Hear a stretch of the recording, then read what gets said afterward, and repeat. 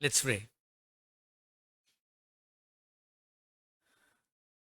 Father, we have just begun this year that you've given us. Another 365 days to live for you, to live for your glory, to be the royal priesthood that you have called us to be, and to declare the excellencies of Him who is our God and our Lord, the Savior of the world, to a world that is with great speed going into an eternity that is fearful and lost. And so, Father, we pray that you will grant us the grace to prepare ourselves to meet all of those situations that we are going to face in the days and the weeks and the months to come. That we may be faithful servants of the Lord Jesus Christ, faithful children of the living God, that we may imitate our Father and so bring glory to your name. May the words of my mouth and the meditation of our hearts be pleasing in thy sight, O God, our strength and our Redeemer. Amen. Just give me a moment. I forgot to turn the volume off on this.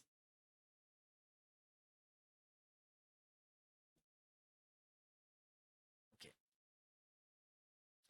Psalm 102. I'm going to speak a little softer today. My throat is a little bad. Don't want it to get worse. Psalm 102. And we are going to look at verses 25 to 28. I will be concentrating on just two of those verses.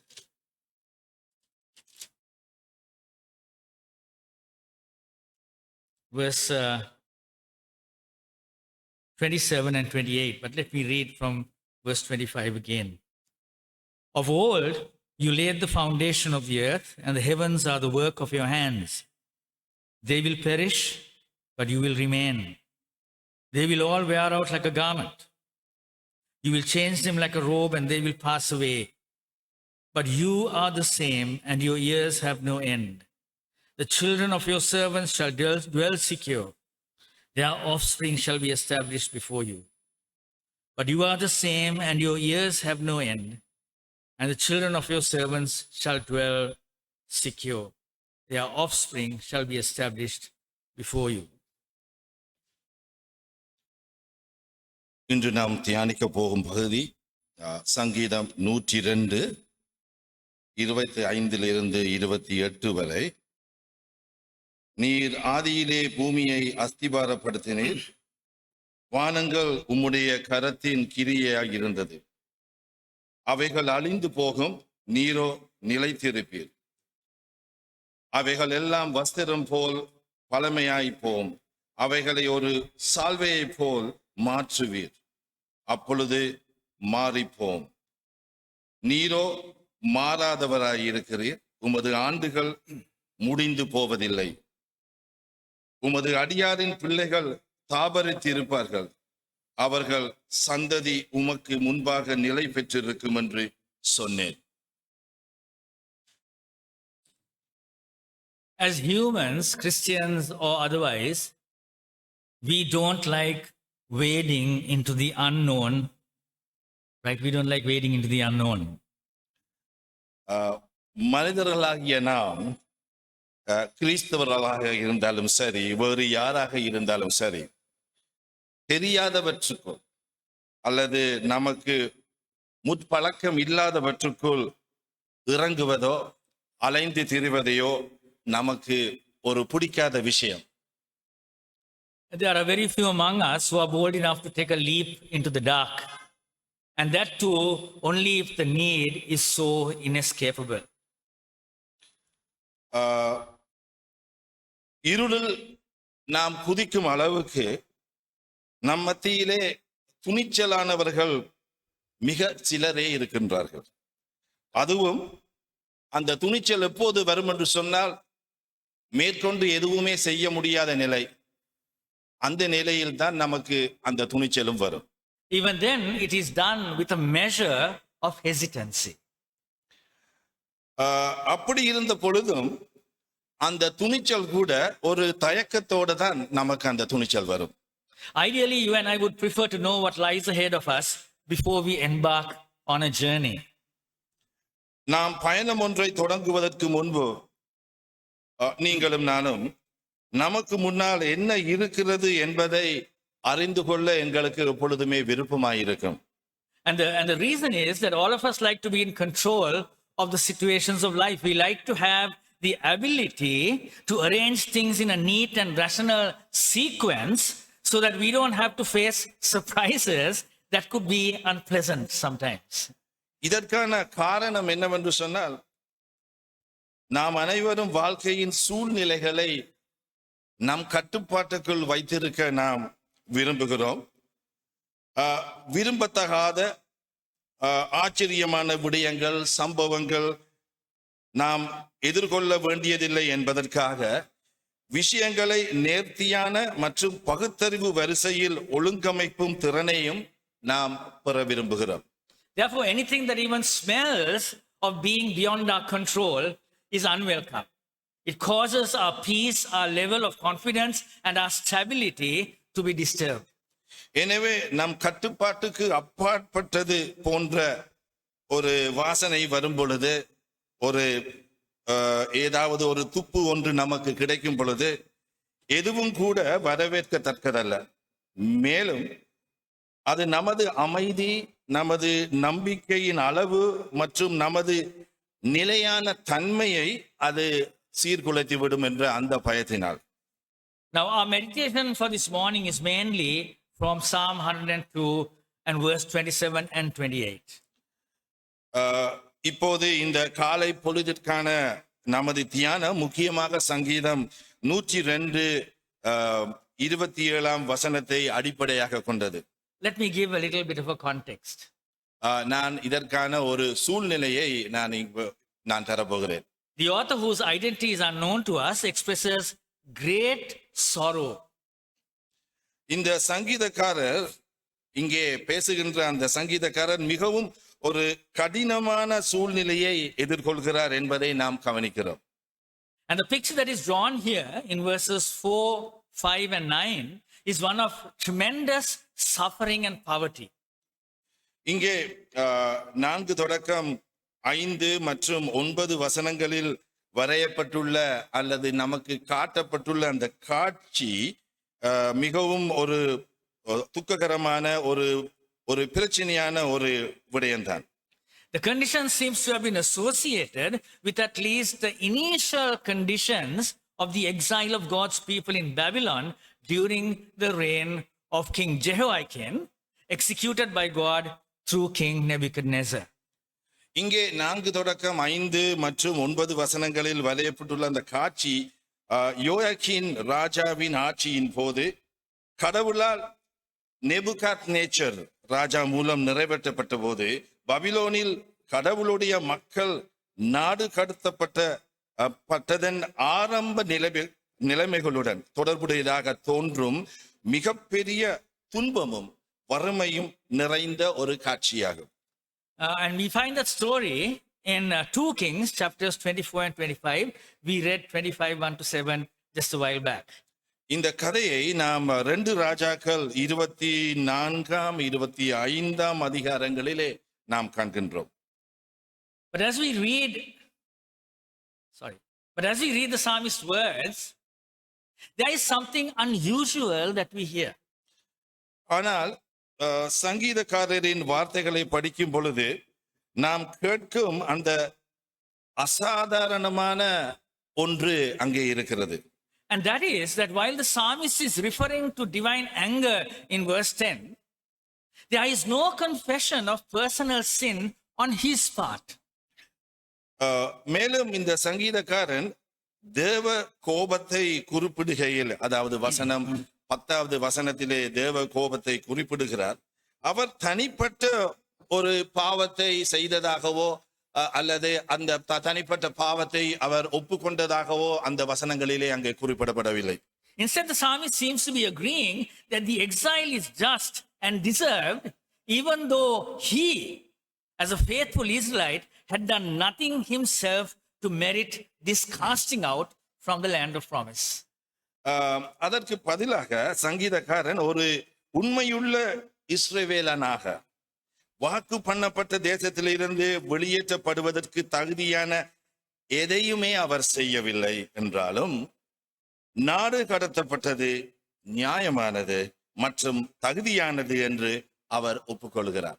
Simply put, what he is saying is that he was suffering on account of his being a part, a citizen of the nation that as a whole deserved banishment from the promised land, but not because he himself had committed any personal sin of his own. இதை ஒரு சுருக்கமாக அல்லது எளிமையாக சொல்ல போனால், வாக்கு பண்ணப்பட்ட தேசத்தில் இருந்து நாடு கடத்தப்பட தகுதியான தேசத்தின் ஒரு பகுதியாக அவர் வாழ்ந்த பிரதேசம் இருந்திருக்கிறது. அதன் குடிமகனாகவும் அவர் இருந்திருக்கிறார். ஆகவே தான் துன்பப்பட்டதாக அவர் கூறுகிறார்.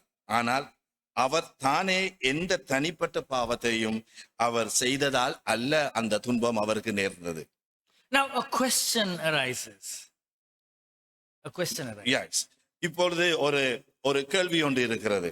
What does a man or woman of faith do when he or she is suffering because of the wrong decisions made by others or because of situations that are beyond his or her control? அந்த கேள்வி என்னவென்றால், இப்போது நம்பிக்கை உள்ள ஒரு ஆணோ பெண்ணோ மற்றவர்கள் எடுக்கும் தவறான முடிவுகளாலோ அல்லது தனது கட்டுப்பாட்டுக்கு அப்பாற்பட்ட சூழ்நிலைகளாலோ துன்பப்படும் பொழுது அவர்களின் நிலைப்பாடுதான் என்ன? அவர்கள் என்ன செய்வார்கள்? Now, those are good questions to ask, especially as we stand before almost 330 days of uncertainties that stretch ahead of us. கிட்டத்தட்ட நமக்கு முன்பாக 330 நாட்கள் இன்னும் இருக்கின்றது. இந்த நாட்கள் எல்லாம் நம் முன்னாலே ஒரு நிச்சயமற்ற தன்மையை காட்டுகிறது. ஆகவே இந்த கேள்விகள் இங்கே கேட்பதற்கு நலமாக இருக்கும். 2026 has dawned upon us. 2026 ஆண்டு நமக்கு பிறந்து விட்டது. There has been a lot of fuss and bother made about the new year as usual. வழக்கம் போல புத்தாண்டை பற்றி நிறைய பரபரப்புகளும் கவலைகளும் நம் மனதிலே ஏற்பட்டு இருக்கின்றன. And it is right that we fuss and bother about it, because after all, it is a new year, a new set of 365 days that God, in His amazing grace, has granted us to live through for the honor and praise of His name. ஒரு விதத்திலே நாம் இந்த ஆண்டை பற்றி, நாம் வாழ போகும் அந்த ஆண்டை பற்றி கவலைப்படுவது சரிதான். ஏனென்றால் எல்லாவற்றுக்கும் மேலாக இது ஒரு புத்தாண்டு. தேவன் தமது அற்புதமான கிருபையால் அவரது மரியாதை மற்றும் புகழுக்காக நாம் வாழ நமக்கு 365 நாட்களை ஒரு புதிய தொகுப்பாக அவர் வழங்கி இருக்கிறார். It is a very high privilege, especially if you are a Christian. இது கிறிஸ்தவர்களாக இருக்கும் நமக்கு இது ஒரு மிகுந்த ஒரு பாக்கியம் என்றே சொல்ல வேண்டும். But here is the catch. We never know what's coming, do we? ஆனால் இங்கே ஒரு விஷயம் இருக்கிறது. அது என்னவென்றால், என்ன நடக்க போகிறது என்று நாம் யாருக்கும் அது தெரியவில்லை. We haven't the foggiest idea as to what's going to transpire in the minutes and the hours and the days that are ahead, right? அடுத்த சில நிமிடங்களிலும் மணி நேரங்களிலும் நாட்களிலும் என்ன நடக்க போகிறது என்பது நமக்கு தெளிவாக தெரியவில்லை. But there is something we know. ஆனால் நமக்கு சில விடயங்கள் தெரியும். And that is that the circumstances of life, we know by experience, can change in a jiffy. நமக்கு எது தெரியும் என்று சொன்னால், வாழ்க்கையின் சூழ்நிலைகள் அனுபவத்தில் நாம் அறிந்தபடி ஒரு நொடியில் மாறக்கூடும். அதுதான் நமக்கு தெரியும். And so the questions for the believer are these: where do I find stability? Where do I find peace? ஆகவே விசுவாசிகளான நமக்கு இந்த கேள்விகள் முன்னே இருக்கின்றன. அதாவது, where do I find stability? Where do I find peace? Where do I find joy? Where do you find the confidence you need to step into the humanly unknowable? How do you not enter into this year paralyzed with anxiety? இவைகள்தான் அந்த வினாக்கள். அந்த நிலைத்தன்மையை, மாறாத தன்மையை நான் எங்கே காணலாம்? எனக்கு எங்கே அமைதி கிடைக்கும்? எனக்கு எங்கே மகிழ்ச்சி கிடைக்கும்? மனிதனால் அறியப்படாதவற்றுக்குள் காலடி எடுத்து வைக்க தேவையான தன் நம்பிக்கையை நான் எங்கே கண்டுபிடிப்பது? இவைகள் தான் நமக்கு முன்னாலே இருக்கின்ற அந்த கேள்விகள். Now, let me pronounce a disclaimer here. I am not trying to produce anxiety, neither am I promoting the attitude of, oh no, what's coming upon us this year, sort of despair. நான் இங்கே இவற்றை பற்றி பேச முன் ஒரு பொறுப்பு மறுப்பை நான் தெரிவிக்கிறேன். என்னென்று சொன்னால், நான் உங்கள் மனதிலே ஒரு பதற்றத்தை உருவாக்க முயற்சிக்கவில்லை. ஐயோ, இந்த வருடம் என்ன நடக்க போகிறது என்ற ஒரு மனப்பான்மையை ஊக்குவிக்கவும் இல்லை. That's not what I'm trying to do. Instead, what I'm trying to do is to point us to what it is that gives and should give us stability in life. நான் அதை செய்ய முயற்சிக்கவில்லை. மாறாக, வாழ்க்கையில் நமக்கு ஸ்திரத்தன்மையை தருவதும் தர வேண்டியதும் என்ன என்பதை நமக்கு சுட்டி காட்டுவதே நான் முயற்சி செய்யும் அந்த விடயம். We don't know what's coming. But come what may, we can be possessed of peace and hope and joy and confidence in the midst of that lack of clarity, simply because we are the redeemed people of the Almighty, living, eternal Creator God. என்ன நடக்க போகிறது என்று நமக்கு தெரியாது. ஆனால் என்ன நடந்தாலும் அந்த தெளிவின்மையின் மத்தியிலும் நாம் அமைதி, நம்பிக்கை, மகிழ்ச்சி மற்றும் நம்பிக்கையை பெற முடியும். ஏனென்றால் நாம் சர்வ வல்லமை உள்ள ஜீவனுள்ள நித்திய படைப்பாளரான தேவனின் மீட்கப்பட்ட மக்கள் என்ற அந்த எண்ணம் நமது மனதிலே நாம் வைத்திருக்க வேண்டும். And the Bible gives us many sources for that. இதற்காக நமக்கு நம்முடைய வேதம் பல ஆதாரங்களை தந்திருக்கிறது. And one of those sources is the truth that I wanted to see in Psalm 102 verses 27 and 28. We are also going to look at Malachi chapter 3 and verse 6. அந்த ஆதாரங்களில் ஒன்று சங்கீதம் 102 வசனம் 27 மல்கியா அதிகாரம் 3 வசனம் 6 நீங்கள் காண விரும்பும் அந்த சத்தியமாகும். So let us read those words again. Those verses again. Psalm 102 verses 27 and 28. I will read from 26. They will perish, but you will remain.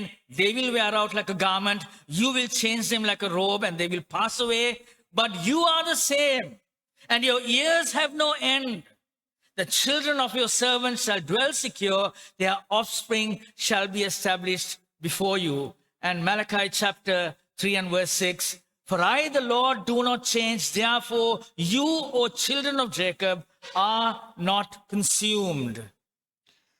வசனங்கள் 27, 28 சங்கீதம் 102. நீரோ மாறாதவராயிருக்கிறீர். உமது ஆண்டுகள் முடிந்து போவதில்லை. உமது அடியாரின் பிள்ளைகள் தாபரித்திருப்பார்கள். அவர்கள் சந்ததி உமக்கு முன்பாக நிலை பெற்றிருக்கும் என்று சொன்னேன்.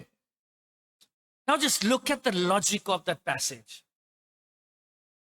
நாங்கள் இப்பொழுது இந்த உரை பகுதியின் ஒரு தர்க்க நியாயத்தை பார்ப்போம். The psalmist is talking to God. அந்த சங்கீதக்காரன் தேவனிடம் பேசுகிறான். Look at what he says to God about God. தேவனை பற்றி அவன் தேவனிடம் என்ன சொல்லுகிறார் என்று கொஞ்சம் கவனித்து பாருங்கள். He says, first off, you are the same, and your years have no end. The children of your servants shall dwell secure. நீரோ மாறாதவராயிருக்கிறீர். உமது ஆண்டுகள் முடிந்து போவதில்லை. உமது அடியாரின் பிள்ளைகள் தாபரித்திருப்பார்கள் என்று அவன் தேவனை பற்றியே சொல்லுகிறான். Do you see the logic? உங்களுக்கு அந்த அவருடைய நியாயம் புரிகிறதா? It is very, very clear. The Psalms, it's very, very clear. இது மிக மிக தெளிவாக இங்கே கூறப்பட்டிருக்கிறது. The psalmist is saying, Lord, you are the same. Your years have no end. Therefore, your children shall dwell secure. சங்கீதக்காரன் கர்த்தரிடம் இப்படியாக பேசுகிறான். நீரோ மாறாதவராயிருக்கிறீர். உமது ஆண்டுகள் முடிந்து போவதில்லை. எனவே உமது அடியாரின் பிள்ளைகள் தாபரித்திருப்பார்கள் என்று அவர் சொல்கிறார். Here is the logic. உங்களுக்கு இந்த நியாயம் புரிகிறதா? God, you are immutable. நியாயம் இங்கே அவன் கொடுக்கின்ற அந்த தர்க்க நியாயம் என்னவென்று சொன்னால், தேவனே நீங்கள் மாறாதவராய் இருக்கிறீர். There is not even a shadow of change with you, as James testifies. அதாவது யாக்கோபு சொல்வது போல, சாட்சியம் அளிப்பது போல, உங்களிடம் மாற்றத்தின் நிழல் கூட இல்லை என்று சொல்கிறார். You are unchangeable by anything or anyone else, and you are unchanging in yourself. நீர் எதனாலும் அல்லது வேறு யாராலும் மாற்ற முடியாதவர். மேலும் நீர் உமக்குள்ளேயே நீர் மாறாதவர். I'm going a little away from the notes, just a minute, right? So here is this psalm is saying, Lord, nothing in this world that happens around your people can change you. Nothing that happens in the heavens can change you, because you are unchanging. இங்கே அந்த சங்கீதக்காரன் என்ன சொல்லுகிறார் என்று சொன்னால், இந்த உலகத்திலே உமது மக்களிடத்திலே நடக்கின்ற எந்த காரியமும் உமது ஏற்கனவே நீர் எடுத்த அந்த முடிவை மாற்ற முடியாமல் இருக்கிறது என்று அந்த சங்கீதக்காரன் சொல்லுகிறார். And because of this uncontestable truth, your children can dwell secure. அந்த மறுக்க முடியாத உண்மையின் காரணமாக உங்கள் குழந்தைகள் பாதுகாப்பாக வாழ முடியும். They can dwell with assurance. They can dwell with confidence in the face of whatever the unknown is. அதாவது தெரியாதது எதுவாக இருந்தாலும், பழக்கப்படாதது எதுவாக இருந்தாலும் அவர்கள் உறுதியுடனும் நம்பிக்கையுடனும் வாழ முடியும் என்று அவர் சொல்கிறார். And then we turn to Malachi chapter 3:6 and look at what the Lord himself says about himself. இப்போது நாம் மல்கியா அதிகாரம் 3:6 வசனத்துக்கு திரும்புவோம். I am the Lord, I do not change, therefore you are not consumed. நான் கர்த்தர், நான் மாறாதவர், ஆகையால் யாக்கோபின் புத்திரராகிய நீங்கள் என்றுமே நிர்மூலமாகவில்லை என்று அவர் சொல்கிறார். So in other words, the psalmist testifies to God's unchangeability, and God himself reminds his people that he is unchanging. வேறு வார்த்தைகளில் நாங்கள் இதை கூறுவதானால், சங்கீதக்காரன் தேவனின் மாறாத தன்மைக்கு சாட்சியம் அளிக்கிறார். மேலும் தேவன் தாமே தமது மாறாத தன்மையை தனது மக்களுக்கு நினைவூட்டுகிறார். And the deduction that is drawn from that is this: those who are his children, his redeemed ones, you and I included, are secure. We will not be consumed. We will not be destroyed or finished off as you and I deserve to be. இந்த சங்கீதக்காரன் பேசுகின்ற விடயத்திலிருந்து நாம் பெற்றுக்கொள்ள முடியுமான அந்த முடிவு என்னவென்று சொன்னால், அவருடைய பிள்ளைகள் அவரால் மீட்கப்பட்டவர்கள், நீங்களும் நானும் உட்பட பாதுகாப்பாக இருக்கிறோம். நாங்கள் அழிக்கப்படவோ அல்லது முடிவுக்கு கொண்டு வரப்படவோ மாட்டோம். நீங்களும் நானும் இருக்க தகுதியானவர்கள் என்று அந்த சங்கீதக்காரன் கூறுகிறார். Why is that? ஏன் அப்படி அவர் கூறுகிறார்? Because God's character does not change. He is good all the time. ஏனென்றால் தேவனின் குணம் மாறாதது.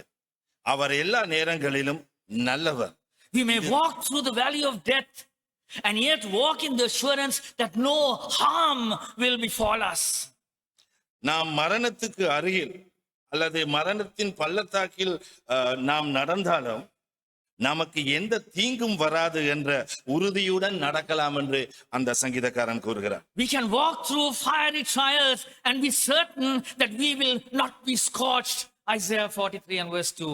ஏசாயா 43:2 இப்படியாக கூறப்படுகிறது, நாம் அக்கினி சோதனைகளின் வழியாக நடந்து நாம் எரிந்து போக மாட்டோம் என்பதில் உறுதியாக இருக்கலாம் என்று ஏசாயா 43:2. We can face the storms that lie ahead and be certain that they will not overwhelm us.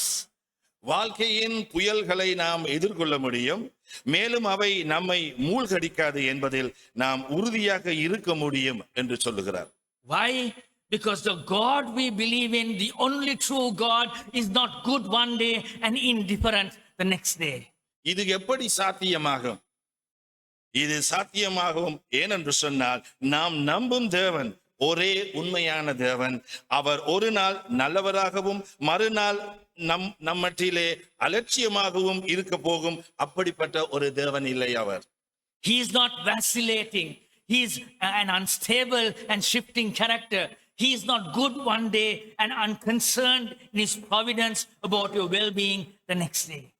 அவர் ஒரு ஊசலாடும் அல்லது நிலையற்ற மற்றும் மாறிக்கொண்டே இருக்கும் குணம் கொண்டவர் அல்ல என்று எங்களுக்கு இந்த வேதம் சொல்லுகிறது. His character is the same. அவருடைய குணம் எப்பொழுதும் ஒரே மாதிரியானது, மாறாத குணம் கொண்டவர். You can bank on it. நீங்கள் அதிலே நம்பலாம். And his promises are the same because they spring out of that unchanging holy character. அவருடைய வாக்குறுதிகள் அப்படியே இருக்கின்றன, ஏனென்றால் அவருடைய பரிசுத்த குணத்தில் இருந்து அந்த வாக்குறுதிகள் வெளிப்பட்டு இருக்கின்றன. And by the way, if you look at Psalm 102 and verse 28, it's really clear that the psalmist is thinking about the promises of God to Abraham and his offspring, which as believers, you and I are. மேலும் நீங்கள் சங்கீதம் 102:28 வசனத்தை பார்த்தால், சங்கீதக்காரன் ஆபிரகாமுக்கும் அவருடைய சந்ததியினருக்கும் கடவுள் அளித்த வாக்குறுதிகளை பற்றி சிந்திக்கிறார் என்பதும் மிகவும் தெளிவாகிறது. Look at the language. அந்த மொழி நடையை கொஞ்சம் பாருங்கள். The psalmist says, the children of your servants shall dwell secure. Their offspring shall be established before you. சங்கீதக்காரன் இப்படியாக கூறுகிறார், உமது அடியாரின் பிள்ளைகள் தாபரித்திருப்பார்கள், அவர்கள் சந்ததி உமக்கு முன்பாக நிலை பெற்றிருக்கும். So whatever this affliction is that the psalmist is experiencing in Psalm 102, it is not just an individual situation. அதாவது இங்கே சங்கீதக்காரன் கூறும் விடயங்கள் அவருடைய தனிப்பட்ட ஒரு விடயம் அல்ல, தனிப்பட்ட வாழ்க்கையை பற்றிய ஒரு விடயம் அல்ல. It seems like there's a widespread affliction that the whole nation is facing. அதாவது நமக்கு என்ன தோன்றுகின்றதுன்னு சொன்னால், முழு தேசமும் எதிர்கொள்ளும் ஒரு பரவலான துன்பம் இருப்பது போல் நமக்கு அங்கே தெரிகிறது. And this makes the psalmist wonder. ஆகவே இது அந்த சங்கீதக்காரனை யோசிக்க வைக்கிறது. Lord, is there a future for your people? ஆண்டவரே, உமது மக்களுக்கு எதிர்காலம் என்று ஒன்று இருக்கிறதா என்று அந்த சங்கீதக்காரன் யோசிக்கிறார். And the answer that comes back to him is this. அவருக்கு கிடைக்கும் இந்த பதில் இதுதான். Lord, you don't change, and therefore your promises don't change, and therefore your promises will be fulfilled. ஆண்டவரே, நீர் மாறுவதில்லை, ஆகையால் உமது வாக்குறுதிகள் மாறாது, ஆகையால் உமது வாக்குறுதிகள் நிறைவேற்றப்படும். இதுதான் அந்த சங்கீதக்காரனுக்கு கிடைக்கும் பதில். And since you promised Abraham a seed, that he would be the father of a multitude of nations that will bless other nations, that is going to happen. நீர் ஆபிரகாமுக்கு ஒரு சந்ததியை வாக்களித்ததால் அவர் மற்ற தேசங்களை ஆசீர்வதிக்கும் ஏராளமான தேசங்களின் தந்தையாக இருப்பார். அதுதான் நடக்க போகிறது. Going away a little bit. My friends, you are that nation. You are that nation. நீங்கள் தான் அந்த தேசம். You have been appointed to bless this nation. அதாவது இந்த தேசத்தை ஆசீர்வதிக்கும் வண்ணமாக நீங்கள் நிறுத்தப்பட்டிருக்கிறீர்கள். And you can do it. நீங்கள் இந்த தேசத்தை ஆசீர்வதிக்கலாம். Why? ஏன்? Because the God who appointed you to be that nation is a God who does not change. அதாவது ஏனென்று சொன்னால் தேவன் உங்களை தெரிந்திருக்கிறார். அவர் தெரிந்து கூறிய அந்த வாக்குறுதி மாறப்போவதில்லை. We can bless each other. நாங்கள் ஒருவரை ஆசீர்வதிக்கலாம்.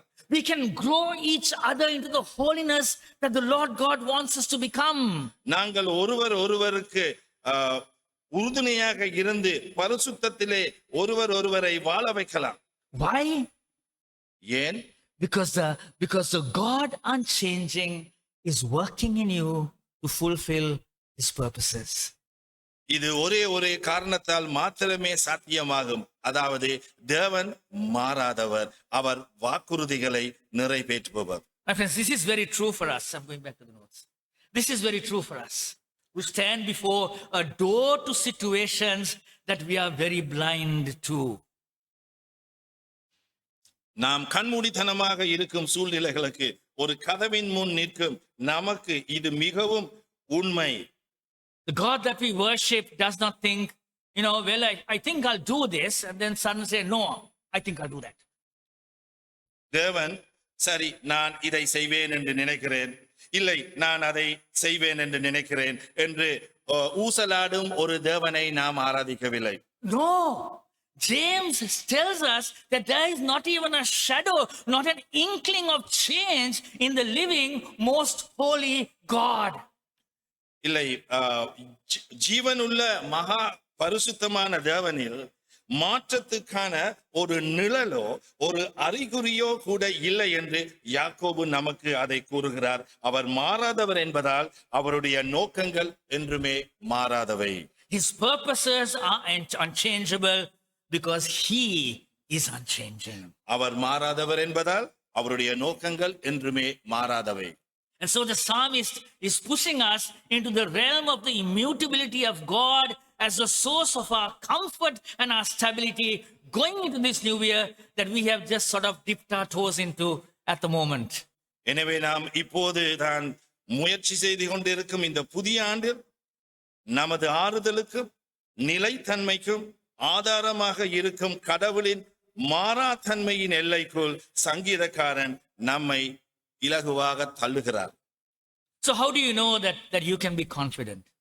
சரி, நீங்கள் நம்பிக்கையுடன் இருக்க முடியும் என்று உங்களுக்கு எப்படி தெரியும்? How do you ease or relieve your anxieties about the uncertainties that lie ahead in 2026 that you will face? 2026 ஆண்டில் நீங்கள் எதிர்கொள்ளவிருக்கும் நிச்சயமற்ற தன்மைகள் குறித்த உங்கள் கவலைகளை எவ்வாறு குறைப்பது அல்லது எவ்வாறு விடுவிப்பது? Some of you may be facing impending changes that you are aware of already. உங்களில் சிலர் ஏற்கனவே அறிந்திருக்கக்கூடிய வரவிருக்கும் மாற்றங்களை எதிர்கொண்டிருக்கலாம். In other words, you know changes are coming. வேறு வார்த்தைகள் சொன்னால் அந்த மாற்றங்கள் வருகின்றன என்பது உங்களுக்கும் தெரியும். They may be health changes, job changes, relocations, whatever. அவை உடல் நல மாற்றங்கள், வேலை மாற்றங்கள், இடமாற்றங்கள் என்று பலவிதமான மாற்றங்களை அவைகள் குறிக்கலாம். And many times we know that these changes are coming. மாற்றங்கள் வருவதை நாம் பல நேரங்களில் முன்னமே அறிந்திருக்கிறோம். But we might not know when they are going to happen or how they are going to happen. ஆனால் அறிந்திருந்தாலும் அவை எப்போது நடக்கும் அல்லது அவை எப்படி நடக்கும் என்பது நமக்கு தெளிவாக தெரியாது. And my guess is that most people will take a stand and seek to be blindly optimistic about them. மேலும் பெரும்பாலான மக்கள் ஒரு நிலைப்பாட்டை எடுத்து அவர்களை பற்றி குருட்டுத்தனமான ஒரு நம்பிக்கையுடன் இருக்க முயற்சிப்பார்கள் என்பதும் எனது யூகமாக இருக்கிறது. You know, this is saying that hope against hope. Hope against hope. அதாவது நம்பிக்கையை தோற்றும். And they might say something like this. They might have an attitude like this. They might cultivate an attitude like this. I'm back to my yes, okay. அது நடக்காது அல்லது இது நடக்கும் என்ற ஒரு புதிய ஒரு மனப்பான்மையை அது தோற்றுவிக்கும். They might say, probably it won't happen. Probably the change won't come. அவர்கள் இப்படியாகவும் சொல்லலாம், அது நடக்காது அல்லது மாற்றம் வராது என்று சொல்லும் ஒரு மனப்பான்மையை அவர்கள் வளர்த்துக் கொள்ளலாம். But then what happens when the change does come? ஆனால் மாற்றம் வரும் பொழுது என்ன நடக்கும்? How do you live confidently at such times? இப்படிப்பட்ட சமயங்களிலே நீங்கள் எப்படி நம்பிக்கையுடன் வாழ்கிறீர்கள்? How do you prepare yourself even for the changes that you kind of see are going to come? அதாவது வரப்போகும் மாற்றங்களுக்கு கூட நீங்கள் எப்படி உங்களை தயார்படுத்திக் கொள்கிறீர்கள்? The answer, my friends, is confidence in the unchanging character of God. இதற்கான பதில் என்னவென்று சொன்னால், கடவுளின் மாறாத தன்மையில் நாம் நம்பிக்கை வைப்பது. The church, you and I, we sing about this very often, don't we?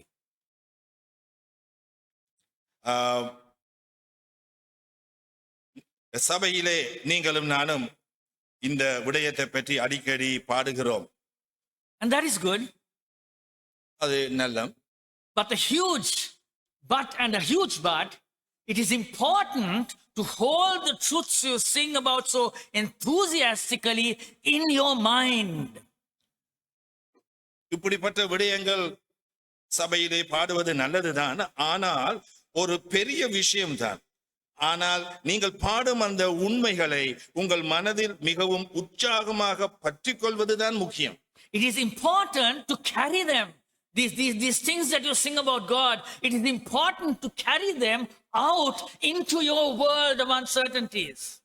அதாவது உங்கள் நிச்சயமற்ற உலகிற்கு இந்த உண்மைகளை, இந்த சத்தியங்களை நீங்கள் அழைத்து கொண்டு செல்ல வேண்டும். Have you ever stopped to think about how often we sing about the unchanging character of God? அதாவது நீங்கள் எப்போதாவது தேவனின் மாறாத தன்மையை பற்றி நாம் இந்த சபையிலே பாடும் பொழுது அவற்றை பற்றி நீங்கள் தியானித்திருக்கிறீர்களா? We sing the beautiful hymn, "A Mighty Fortress is Our God," the hymn by Martin Luther. நாம் வல்லமை உள்ள கோட்டை எங்கள் தேவன் என்று நாங்கள் பாடுகிறோம். அது மார்ட்டின் லூதரின் சிறந்த பாடலாக இருக்கிறது. And of course, you know that hymn, and you think that mostly it is talking about how Christ has defeated Satan and sin, making it possible for us to be secure in our salvation. அந்த பாடல் உங்களுக்கு தெரியும். மேலும் கிறிஸ்து சாத்தானையும் பாவத்தையும் தோற்கடித்து நமது இரட்சிப்பில் நாம் பாதுகாப்பா இருக்க வழிவகுத்தது பற்றி இந்த பாடல் அமைந்திருக்கிறது என்று நான் நினைக்கிறேன். We are going to be victorious. We are going to heaven because of what Jesus has done for us. இயேசு நமக்காக செய்த காரியங்களால் நாம் பரலோகம் செல்ல போகிறோம். நாம் வெற்றி அடைய போகிறோம். Oh, that is true. அது உண்மைதான். But listen to what Luther sneaks into that hymn. ஆனால் அந்த பாடலில் லூதர் எந்த சத்தியத்தை அவர் மறைத்து கூறுகிறார் என்று நீங்கள் மீண்டும் அந்த பாடலை கேட்டு பாருங்கள். He says, a bulwark, a defensive wall, never failing. God's truth abideth still. His kingdom is forever. அவர் இப்படியாக கூறுகிறார், ஒருபோதும் சரியாத ஒரு அரண், ஒரு தற்காப்பு சுவர், தேவனின் சத்தியம் நிலைத்திருக்கிறது, அவருடைய ராஜ்யம் என்றென்றும் நிலைத்திருக்கிறது என்ற சத்தியத்தை அவர் கூறுகிறார். Did you see what he did? அவர் என்ன செய்தார் என்று பார்த்தீர்களா? He sneaked in the doctrine of the unchangingness of God in between the victory and the salvation. அவர் கடவுளின் மாறாத தன்மை என்ற அந்த கோட்பாட்டை அவர் ரகசியமாக உள்ளே நுழைத்திருக்கிறார். I'm getting notifications. Okay. He is always, unceasingly, the ever-abiding God, the defensive wall that never crumbles under the mightiest of forces. அவர் எப்போதும் இடைவிடாமல் என்றென்றும் நிலைத்திருக்கும் கடவுள், வலிமையான சக்திகளின் கீழ் ஒருபோதும் இடிந்து விழாத ஒரு தற்காப்பு சுவராக நம் தேவன் இருக்கிறார். Why? Because he is the great, unchanging, and unchangeable I am. ஏன்? ஏனென்றால் அவர் மாறாததும் மாற்ற முடியாததுமான நான் என்பவராக இருக்கிறார். That is wonderful biblical theology. இது ஒரு அற்புதமான வேதாகம இறையியல். Luther is doing exactly what Moses did with Exodus 3. அதாவது யாத்ராகமம் 3 மோசே செய்ததையே லூதர் இங்கே சரியாக செய்கிறார். He's reminding us that our God, the God of Abraham, Isaac, and Jacob, does not change ever. Abraham, ஈசாக்கு, யாக்கோபின் தேவன் மாறாதவர் என்பதை அவர் நமக்கு நினைவூட்டுகிறார். There's another wonderful hymn by a poet called Henry Francis Lyte. இன்னொரு அற்புதமான பாடல் கவிஞர் ஹென்றி பிரான்சிஸ் லைட் என்பவரால் எழுதப்பட்டிருக்கிறது. I don't know why we do that, but we sing it only at funerals. எனக்கு ஏனென்று தெரியாத ஒரு காரியம் என்னவென்று சொன்னால் அதை நாம் மரண சடங்குகளில் மாத்திரமே பாடுகிறோம். Abide with me, fast falls the eventide.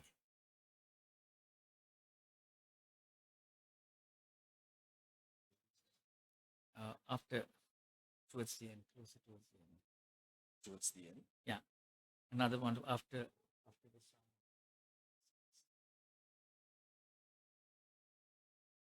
This one. Yeah. Right. அவர் இப்படியாக பேசுகிறார், மாறாதவரே நீர் என்னோடு இரும் என்று பேசுகிறார். You remember the words of that hymn that it says, swift to its close ebbs out life's little day.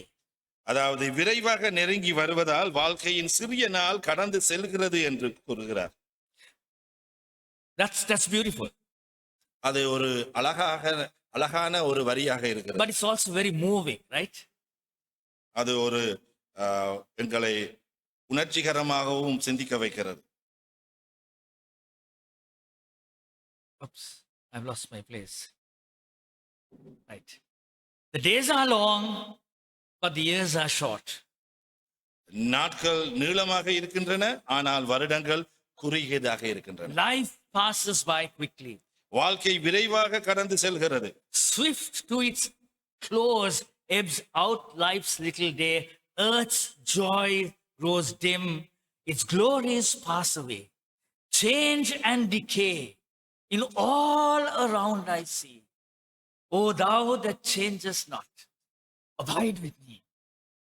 பூமியின் மகிழ்ச்சிகள் மங்கி விடுகின்றன, அதன் மகிமைகள் மறைந்து விடுகின்றன. சுற்றியுள்ள எல்லாவற்றிலும் மாற்றத்தையும் சிதைவையும் நான் காண்கிறேன். மாறாதவரே நீர் என்னோடு இரும். Did you see what he did? நீங்கள் அவர் அங்கே கூறியதை நீங்கள் பார்த்தீர்களா? He said, everywhere I look, I am met with the sight of change and decay. அவர் இங்கே என்ன சொன்னார் என்று சொன்னால், நான் எங்கு பார்த்தாலும் மாற்றத்தின் மற்றும் சிதைவின் காட்சியை தான் நான் இங்கே காட்டுகிறேன் என்று சொன்னார். But you, my precious Lord, you don't change.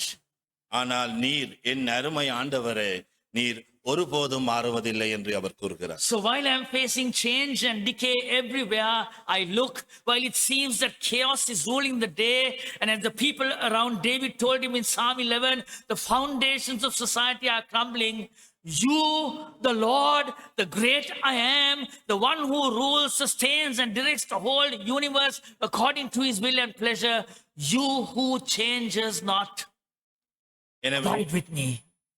எனவே நான் எங்கு பார்த்தாலும் மாற்றத்தையும் சிதைவையும் எதிர்கொள்கிறேன். குழப்பம் நாள் முழுவதும் ஆட்சி செய்வது போல் தெரிகிறது. தாவீதை சுற்றியுள்ள மக்கள் அவரிடம் சொன்னது போல சமூகத்தின் அடித்தளங்கள் நொறுங்கிக் கொண்டிருக்கின்றன. இது சங்கீதம் 11வது சங்கீதத்திலே கூறப்பட்டிருக்கிறது. ஆண்டவரே, நீர் நான் என்ற அந்த மகத்தானவர், இருக்கிறவர் என்ற அந்த மகத்தானவர், அவருடைய சித்தத்தின் படியும் மகிழ்ச்சியின் படியும் முழு பிரபஞ்சத்தையும் ஆட்சி செய்கின்றவர் நீரே, நிலை நிறுத்துபவர் மற்றும் இயக்குபவர். என்ன நடந்தாலும் அவருடைய சித்தம் மட்டுமே நிறைவேறும். நீர் மாறாதவரே, என்னுடன் நிலைத்திரும். நிச்சயமற்ற தன்மையை எதிர்கொள்வதில் அதுதான் என் ஒரே ஒரு நம்பிக்கை. That is my confidence in the face of all the uncertainty that lies before me. You don't change. Abide with me, please.